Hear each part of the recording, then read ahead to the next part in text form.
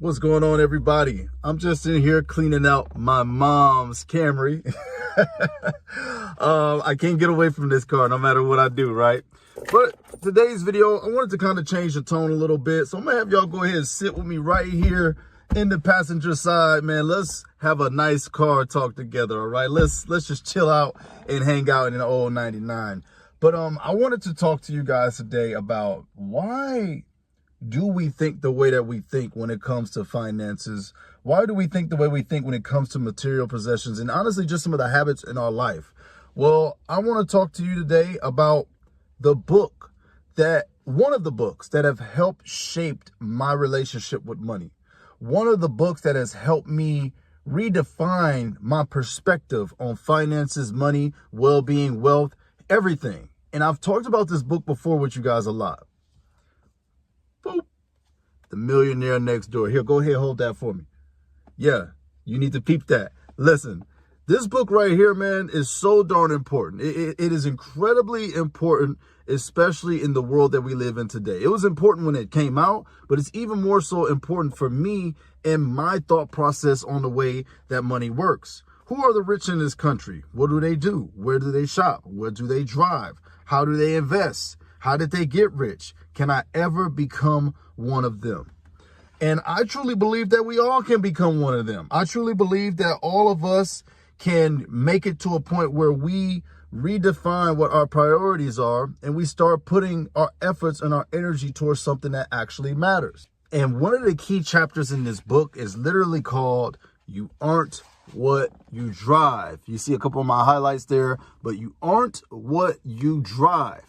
Now, I'm making this chapter specifically because I've been noticing my channel's been leaning a lot more toward cars and things of that nature. And who knows, maybe I'll just become a hybrid motivation financial car guy. Your everyday friend, your brother, your guide. We're learning together. Sit in this passenger seat with me, all right? One of the things that popped out to me as I was rereading this book, and I'm always constantly working on myself, redefining myself, reshaping my thought process.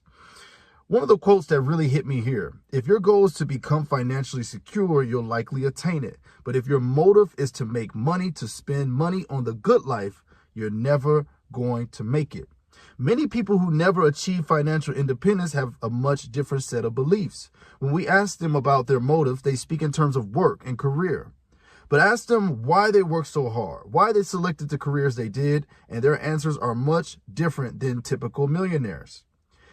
High income producers work to spend, not to achieve or become financially independent.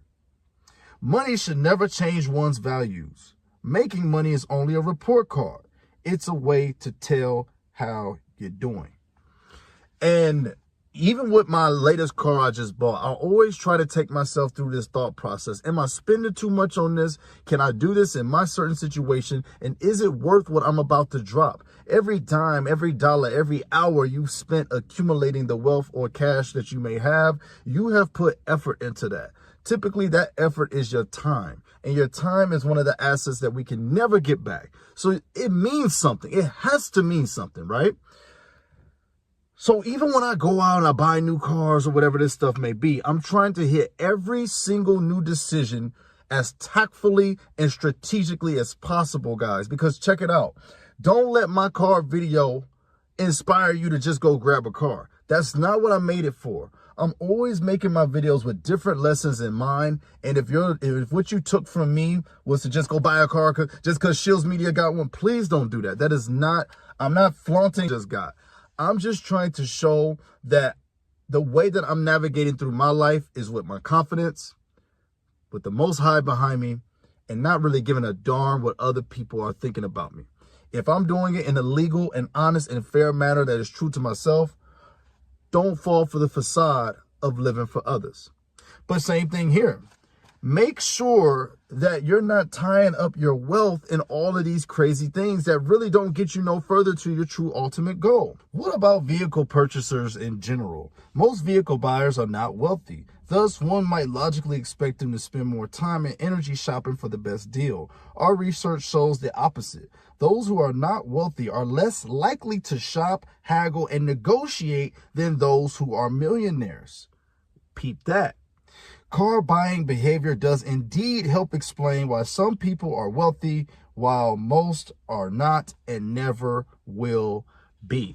Now, again, a lot of these type of mindsets are coming from people who have status, people who have authority, people who have great accomplishments. And if they are consistently in telling you that there's another area where you should focus your time, your energy, and your money, it's about time that we actually started listening to them. Now, before I move on with any more quotes, this is not about me saying that these people who are wealthy and millionaires don't enjoy their money. They enjoy their money. But you want to know the difference between them and me and you? Probably not you watching this because you're probably rich, right? But you want to know what the difference is? They have done what they need to do to enjoy the money the way they want to enjoy their money. We still got work to do. I still got work to do. I don't know about you, but I still got work to do. I don't mind taking a couple of high mileage cars or old cars, 10, 12, 15-year-old cars, and making it until I can get to where I want to be and truly maybe buy something that's a good, healthy balance of everything, right? So until we reach their angle, let's not look at them in the wrong light. Let's do what we need to do. Let's focus on our garden and take care of our garden and get to where we need to be financially, spiritually, and mentally so that we can one day enjoy those same luxuries at no cost as well. Another quote that I would like to get into here: frugality translates into wealth. Being frugal is a major reason members of the used vehicle prone group are wealthy. So for me, I feel like learning about what we need to learn about, starting to get back down to the nitty gritty of what a real millionaire, what does real wealth look like in our country? What is real success, which is individual to everyone to a degree? What does it really look like? I don't know. Is it a 1999? Is it a 2025? Maybe the answer is all, maybe the answer is none. But I recommend you guys go check out The Millionaire Next Door. I recommend you guys go see what life lessons and car lessons you guys can gather from this yourself. I just wanted to pop in and I had this on my mind, man. Why am I the way that I am? Why do I move this type of way? Maybe I'm just smarter than the rest. No, I'm just playing.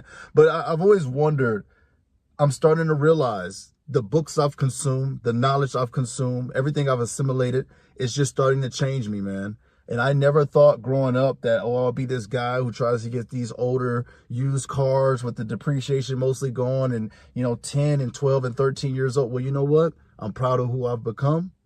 I'm happy about where I'm at. And don't ever feel like you got to apologize for growing. Don't ever feel like you have to take a step back because you're moving too fast for everyone else. And I feel that. I feel confident and happy with myself right now that I'm making the moves that I'm making and I'm doing it my way. I have no regrets and I owe no one nothing. I love you guys. Thank y'all for always tapping into the channel. Man, I'm just so humbled by this channel and I love y'all so much. I'm out of here, man. Peace.